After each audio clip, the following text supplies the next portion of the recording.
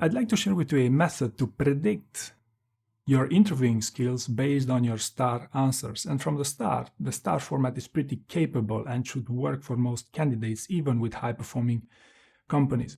Now, what differentiates a beginner from a more advanced candidate in their STAR answers? The first thing I look at when scanning candidates' answers would be on how you structure your answers, on whether you spend a ton of time talking about the situation and task and only then about the action and results.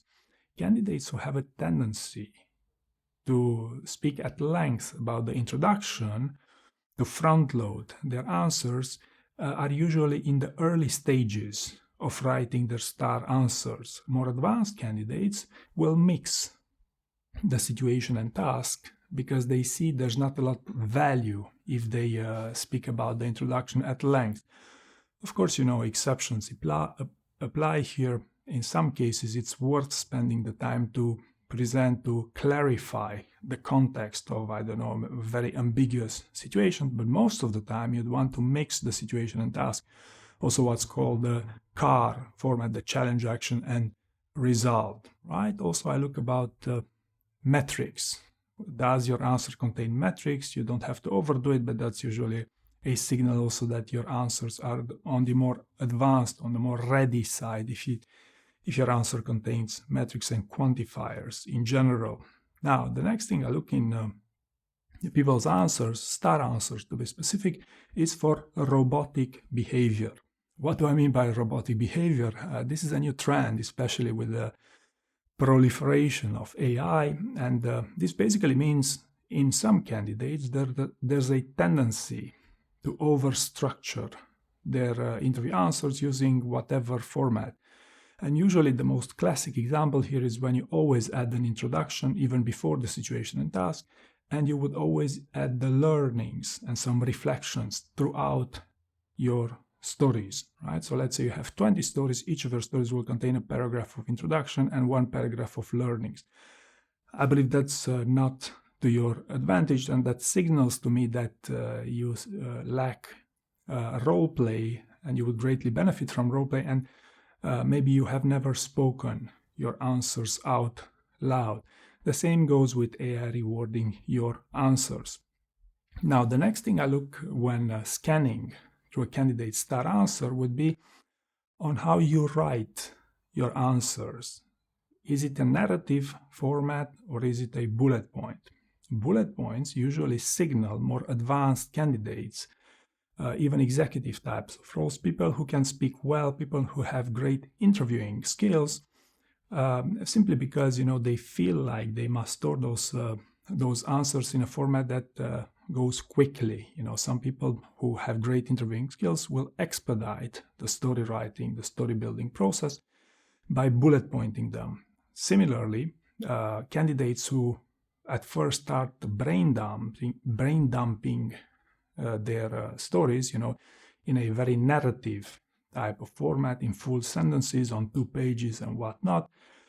Also, as you progress in your interview prep, you realize that you must simplify the way you write those stories because they must be more easily accessible for your job interview.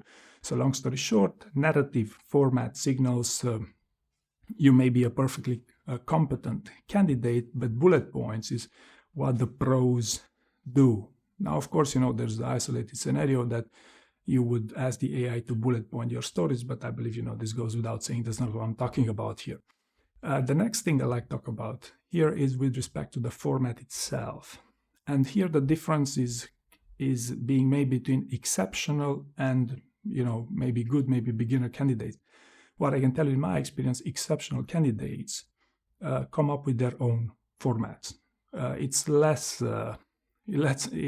complicated than most people realize to use a format that sells you on your strength. I could talk about the DAN format, description, action, and some nuggets. It's not rocket science. And what I found is, again, exceptional candidates with great interviewing skills come up with their own format, but still, in most cases, perfectly fine if you stick to the basics, so to speak. Right. The next thing I look in the STAR answers is what I call a quantitative approach. And when I see a candidate with 3 or 4 or maximum 5-star answers, that signals to me that that candidate is not ready for a proper interview. Okay, whereas if you have more towards 15 or 25 stories, that signals a candidate who took that interview more seriously. There's also extremes here. Whenever I see a candidate with a story bank that's over 50 pages or over 60 pages, that's usually not the most amazing sign, because what happens here is that, yes, it may perfectly make sense if you have 3 months to prepare for a job interview to brain dump all your star answers and end up with a 60 pages document. But in most cases, candidates don't have that time. So when I see a story bank with 60 pages and they're 1 week away from their job interview, that signals to me that they're overthinking, over-theorizing, and they lack, again, role play. Because what happens is the moment you role play, you realize various things. I mean, you realize that it's not always to your advantage that you write at length. It is to your advantage because you're secure against deep dives, but it is not to your advantage if you want to communicate. But remember what I said, storing your star answers in a bullet points. That's how executives do, and that's what people who communicate exceptionally well choose, right? Then the next thing I look about star answers throughout the story bank or throughout a candidate's answers is how they evolve. Okay, so let's say you have 10 star answers. Is the first answer worse than the last answer? Is there a favorable evolution trajectory in the way you write your stories? If there is a favorable trajectory, that is, you increase the quality of your answers as you evolve through the process, that's a good sign. Reversely, there's a tendency for some candidates that they have the first 1, 2, 3 stories that are the best stories, and then all the rest of the stories are so-so, are unintelligible.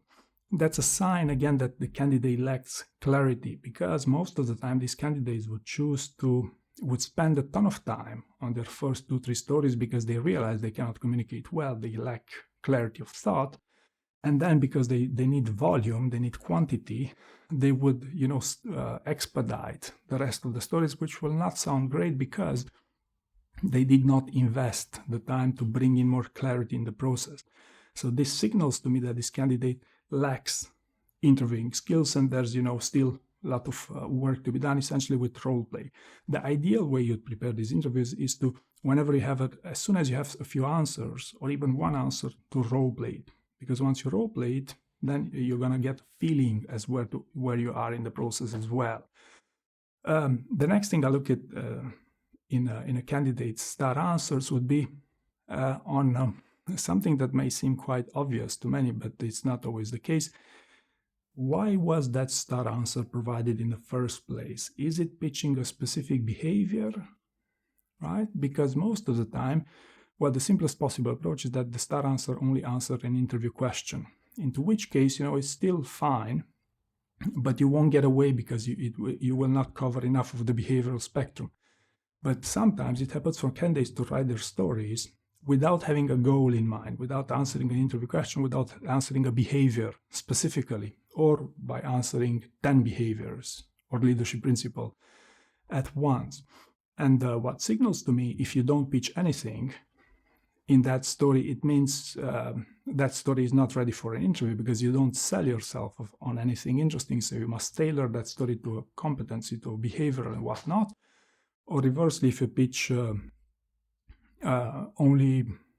if you only pitch an interview question, or you only answer the interview question in star format, that signals to me you're not targeting a story bank, but rather you're just rehearsing, on whether you can answer interview questions in job interviews, which is a very low bar in behavioral interviews, because in behavioral interviews it's not about being able to answer any question, but about providing your best story to the question you're getting asked, right? So if you have this problem that you only answer questions versus behaviors, then again, my prediction is that your interviewing skills will not be the best, because you don't know how to target that model of behavioral competencies, the story bank versus answering questions.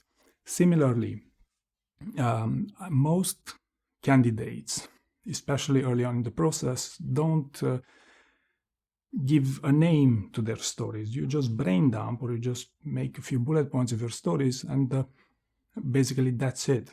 And if you don't label your stories in any shape or form, that tells me that you're not ready for the interview in the first place. Because if you would be, you would realize that, hey, in order to be able to access, able to refer to your stories quickly, you'd have to label them in some shape or form. The absolute best way would not only to give them a name, but also to give them some behaviors. Remember what I just said. But the simple fact that you did not label your stories tells me that you're still early on in the process, and you likely would greatly benefit from improving your interviewing skills and roleplay and all that stuff. I hope you found these indicators useful, and thank you very much for watching.